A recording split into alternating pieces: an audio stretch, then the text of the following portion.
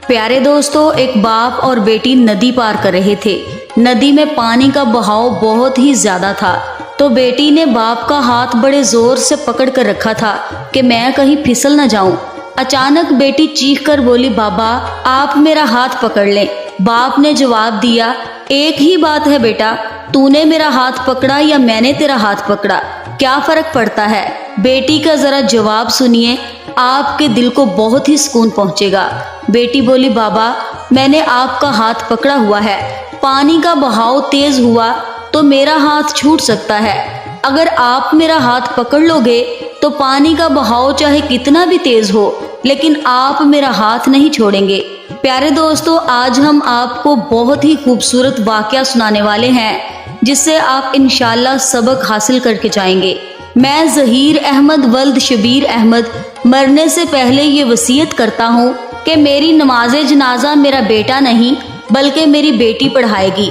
मेरी इस वसीयत के पीछे मेरी बहुत बड़ी ख्वाहिश है। मैंने अपनी बेटी को हमेशा नेक पाया। मेरी बेटी ने जिंदगी भर कोई गुनाह नहीं किया, क्योंकि मेरी बेटी एक पाक शख्सियत है। मेरे शौहर ने सबके सामने बैठकर जब ये वसीयत पढ़ी, मेरी आंखें फटी की फटी रह गईं। मैं तो सुबह सुबह उठी ही थी जब मुझे घर वालों के शोर ने जगा दिया।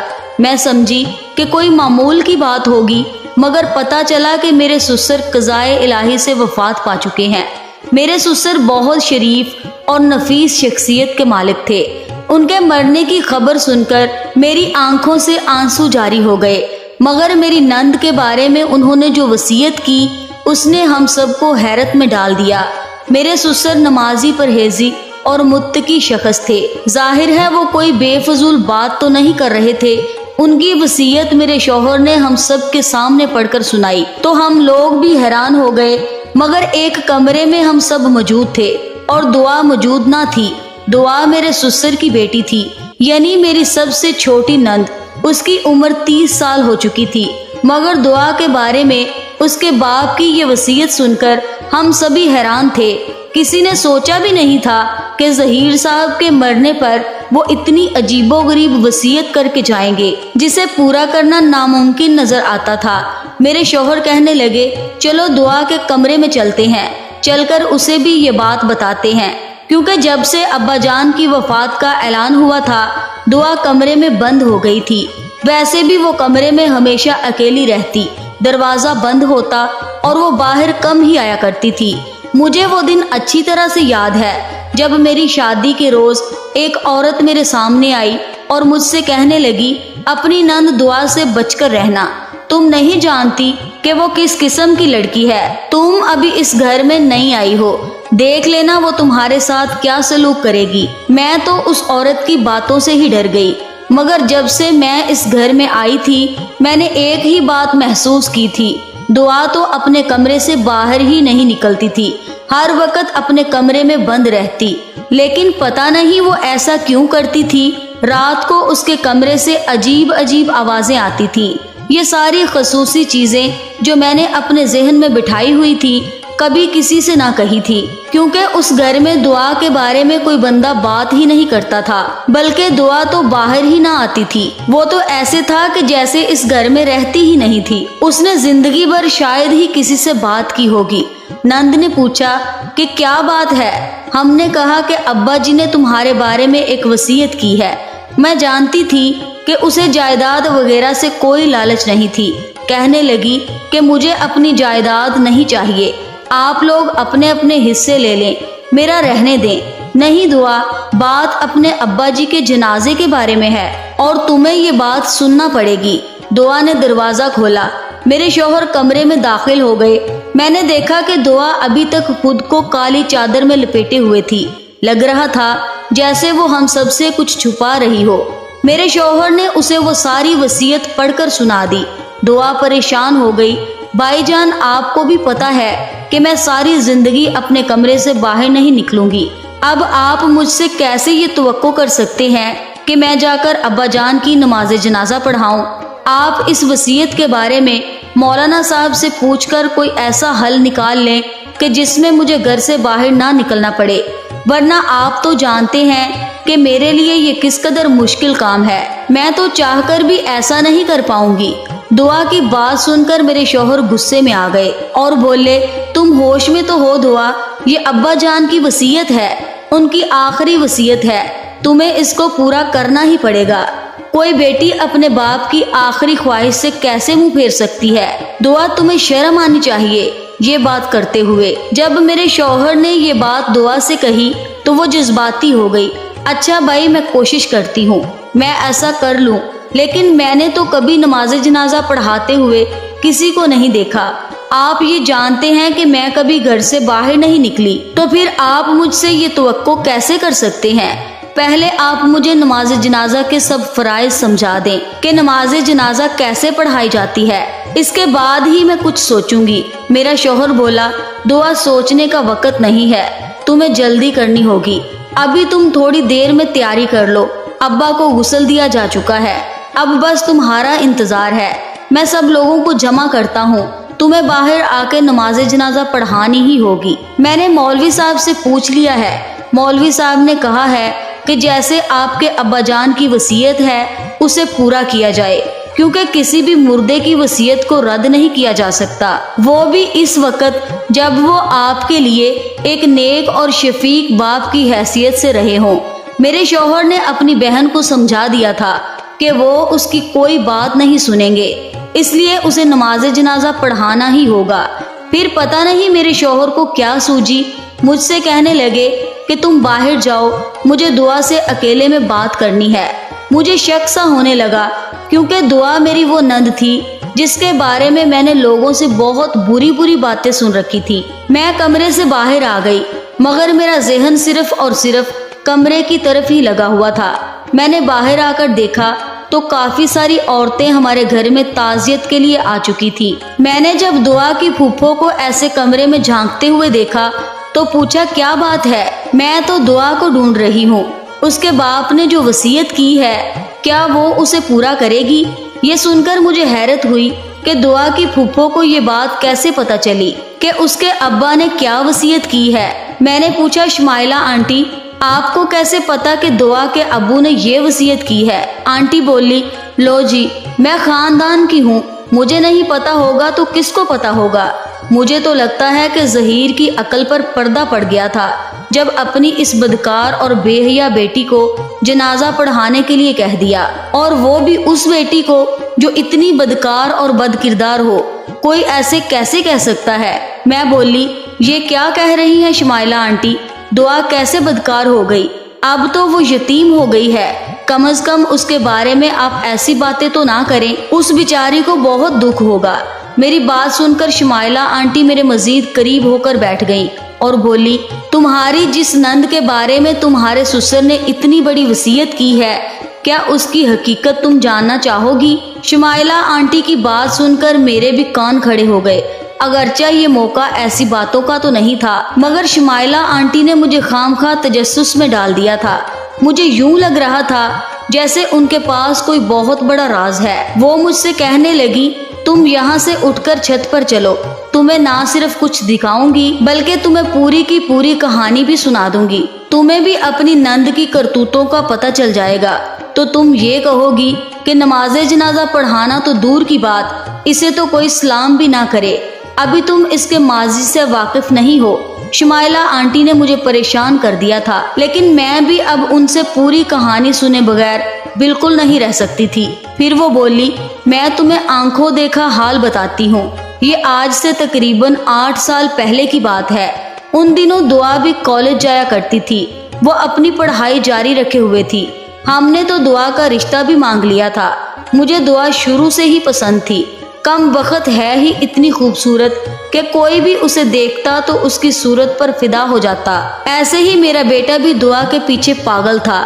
ایک دن میں نے اس سے کہا کہ میں تمہارے گھر رشتہ لے کر آؤں گی، وہ مان گئی، خوش ہو گئی، میں بھی خوش تھی کہ چلو بچے بھی آپس میں ایک دوسرے کو پسند کرتے ہیں اور میرا بھی ظہیر صاحب کے ساتھ تعلق مضبوط ہو جائے گا۔ میں تو اسی غرض سے ان کے گھر رشتہ لے کر گئی، ان لوگوں نے قبول بھی کر لیا۔ میں نے دعا کو منگنی کی انگوٹھی بھی پہنا دی، بس میں تو اب اسے اپنی امانت سمجھنے لگی تھی۔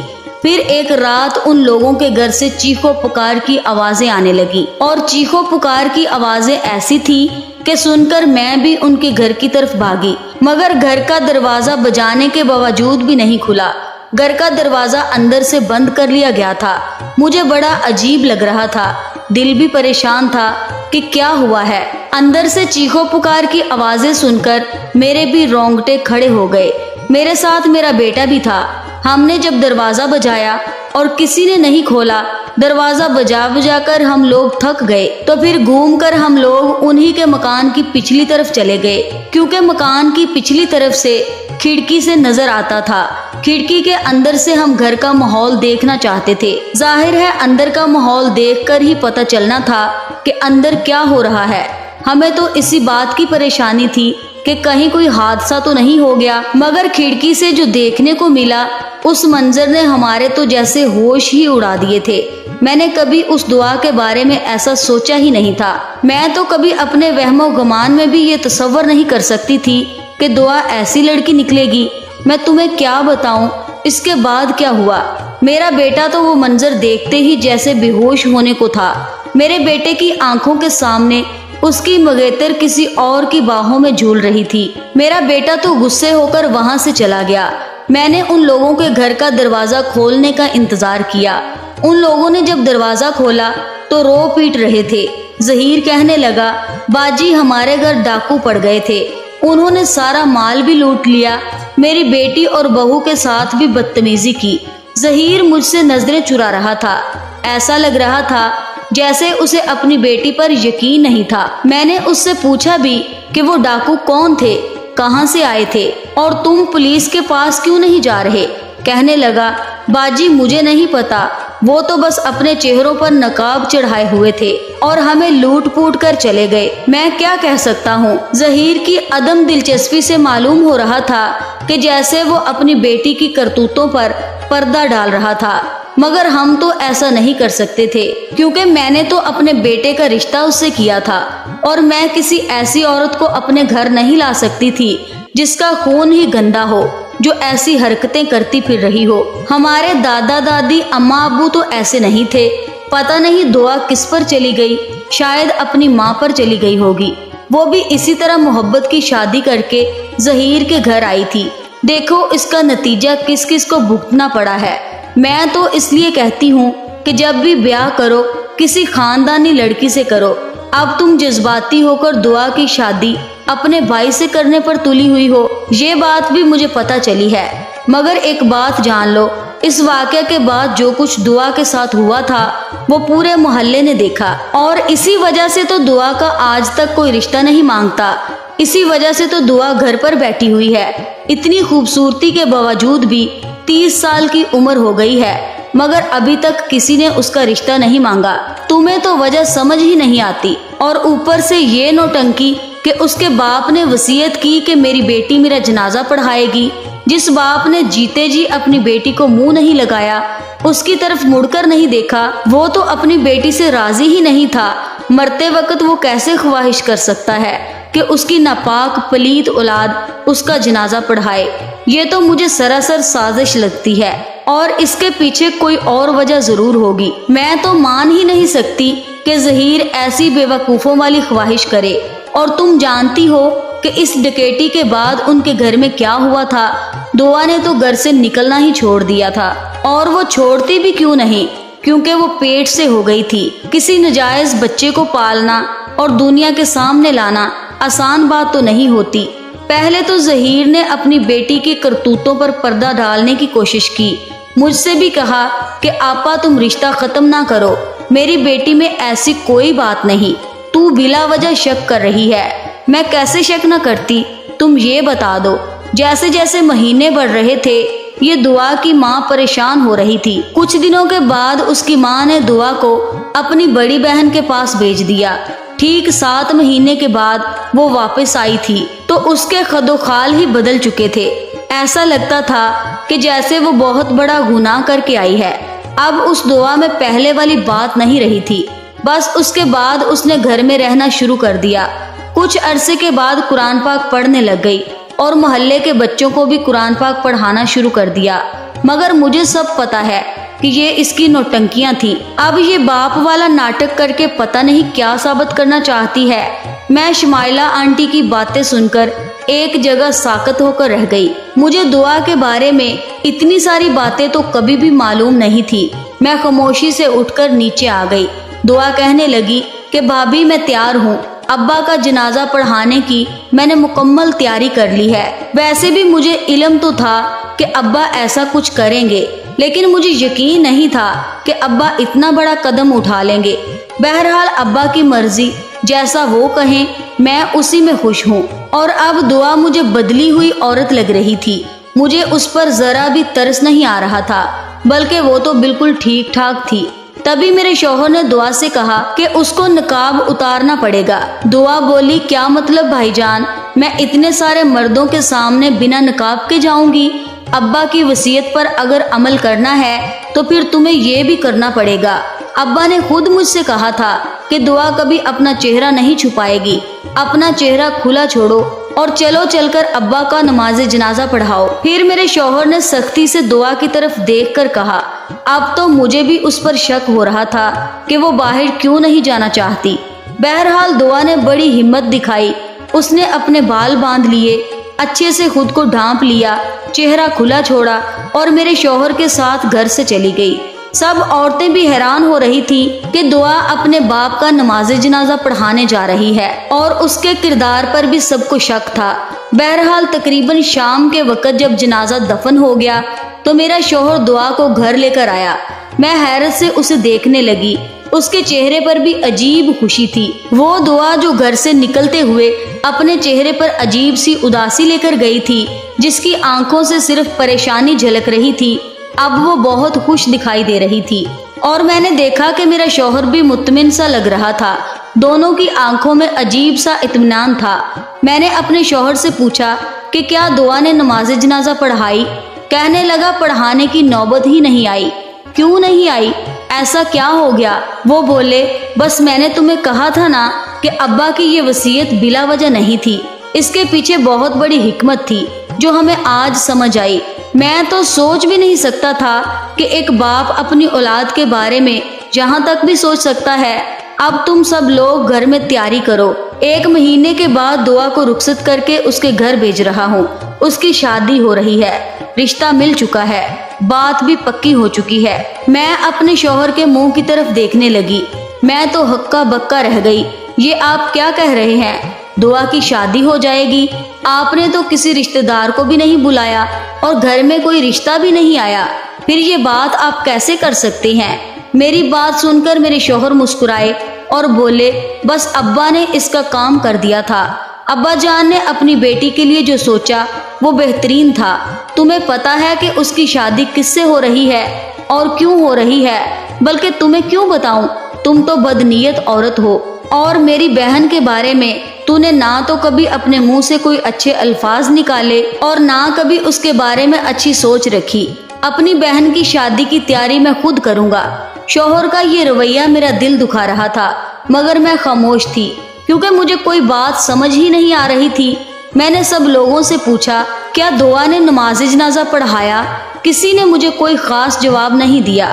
شاید کوئی اس بات سے واقف ہی نہیں تھا۔ میرے شوہر نے مجھے کچھ بھی بتانے سے انکار کر دیا، بس مجھ سے یہی کہا کہ دعا کے نکاح کی تیاری کرو، میں اس کی شادی کروں گا۔ اب وہ اس گھر سے چلی جائے گی۔ مگر شمائلہ آنٹی وہ واحد عورت تھی جنہوں نے مجھے سچ اور حقیقت سے دوبارہ آگاہ کیا۔ پتہ نہیں وہ کیسے اس وقت قبرستان میں موجود تھی۔ انہوں نے دعا کو اپنے باپ کے جنازے میں جاتے دیکھا تھا۔ پھر آ کر اس نے عورتوں کے بیچ ہی مجھے بتایا کہ مجھ سے بہت بڑی غلطی ہو گئی۔ اس دن جو بھی باتیں میں نے تم سے کی تھی ان کا دوسرا رخ تو میں نے دیکھا ہی نہیں تھا، اور میں تو بس خود کو ہی صحیح سمجھتی رہی۔ میں یہ بات نہیں جانتی تھی کہ وہ شخص جو اس دن دعا کے ساتھ میں نے دیکھا تھا وہ کوئی اور نہیں بلکہ اس کا شوہر تھا۔ یہ وہی آدمی تھا جس کے ساتھ دعا نکاح کر چکی تھی، مگر اپنے باپ کے روب اور دبدبے کی وجہ سے اس نے کبھی بھی کسی کے سامنے نام نہیں لیا تھا۔ وہ خفیہ طور پر مدثر سے نکاح کر چکی تھی اور باپ کو پتہ تو چل گیا، لیکن اس نے اپنی عزت رکھنے کے لیے کہا، ہم تمہارا نکاح نہیں مانتے، تمہیں شمائلہ کے بیٹے سے ہی شادی کرنا پڑے گی۔